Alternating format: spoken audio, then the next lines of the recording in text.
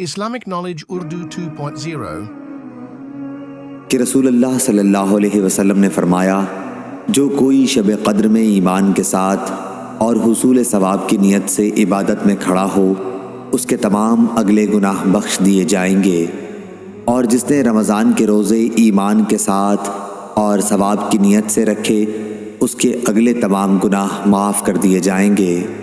صحیح بخاری حدیث نمبر 1901۔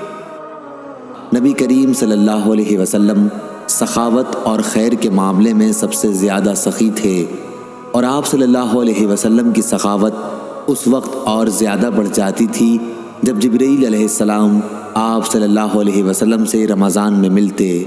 جبرائیل علیہ السلام حضرت صلی اللہ علیہ وسلم سے رمضان شریف کی ہر رات میں ملتے، یہاں تک کہ رمضان گزر جاتا۔ نبی کریم صلی اللہ علیہ وسلم جبرائیل علیہ السلام سے قرآن کا دور کرتے تھے۔ جب حضرت جبرائیل علیہ السلام آپ سے ملنے لگتے تو آپ صلی اللہ علیہ وسلم چلتی ہوا سے بھی زیادہ بھلائی پہنچانے میں سخی ہو جایا کرتے تھے۔ صحیح بخاری حدیث نمبر 1902۔